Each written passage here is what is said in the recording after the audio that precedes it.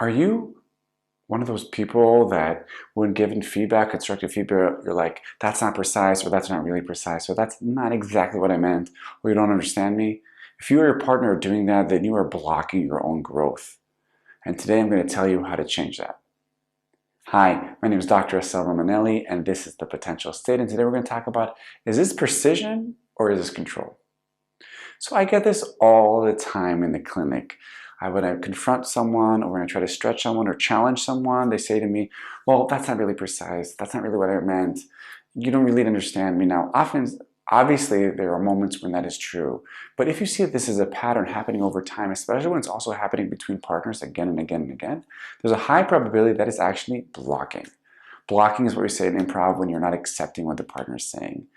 Now, why do we do that? Because we want a sense of control. I don't want to just let anything in.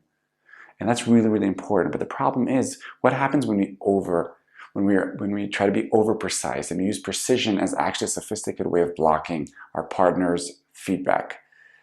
So first of all, it prevents play because everything needs to be precise. You know, I get this all the time. Once a woman said to me, "You didn't plate it correctly for me to accept," even though she did agree with the general sentiment.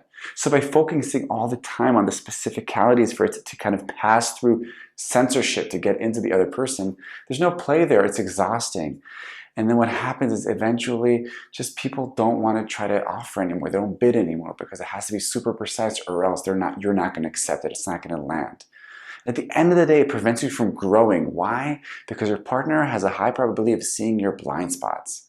And if you keep shooting them down because it's not precise or it's not exactly how you see it, of course it's not going to the way you see it. Refer back to the episode on your brain is your bodyguard. Because if it was precise, you would have known it already. But when somebody's giving you something new that's stretching, of course it's not going to be precise. And I want to give just two examples.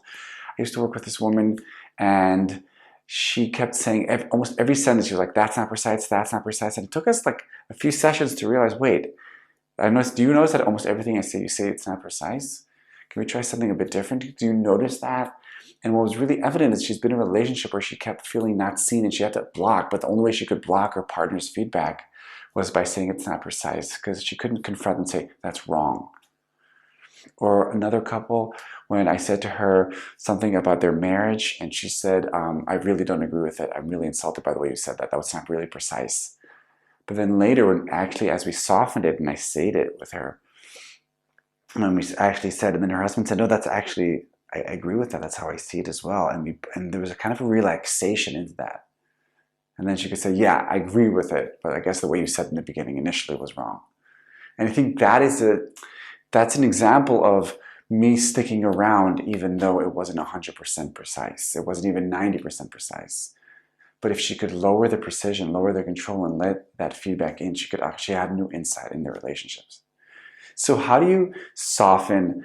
How do you become more open without letting go completely of your standards? So the first thing is reflect. Share these episodes and see, are you the type of person or is your partner the type of person that shoots down valid feedback just because it's not precise enough or the language or the plating of it is not exactly the way you want? If it is so, lower your standards. I say this in the clinic all the time. Go from a 99% precision to a 69% precision.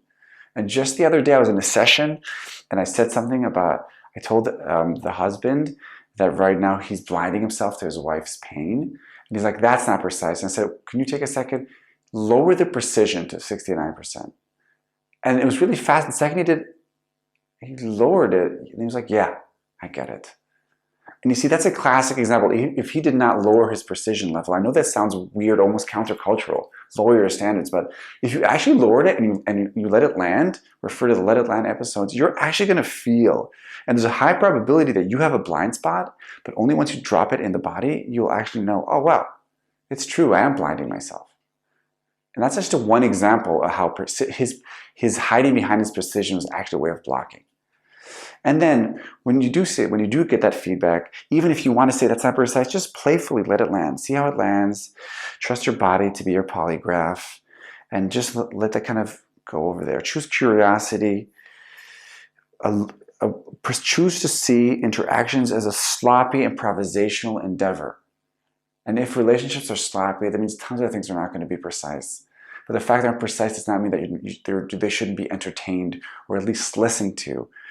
And then at the end, say the thing. If somebody says something to you, you're like, that's not precise. I want to give an example. I was doing a webinar with Galit a few months ago, and the second it was over, she gave me some constructive feedback, how I wasn't listening to her, and how I said this and that, and my first intuition was to say, that's so not right. I did this. It's not precise. I was going to correct her on all these little things, but at the end of the day, it didn't matter.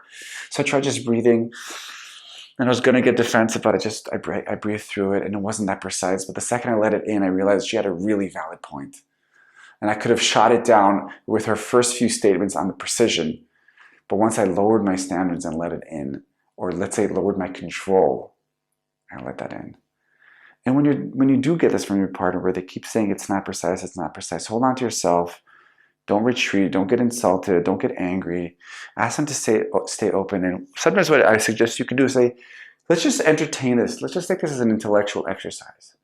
Like sometimes I'll say this to couples. I'll say, okay, it's not 100% precise, but let's just play with this for a little bit. And basically what I want them to do is linger with a thought long enough so it can drop a little bit. And oftentimes you'll see that if it's not precise and if it's wrong, your body will say it's wrong. But oftentimes if you give it just a little bit, it might actually land differently. And remember that connection is more important than precision. And I'm reminding us a sentence, you can be right or you can be in a relationship. Which one do you choose? So soften a little bit of precision and let things land. I'm Dr. Assael Romanelli, and this was The Potential State. I'll see you next time.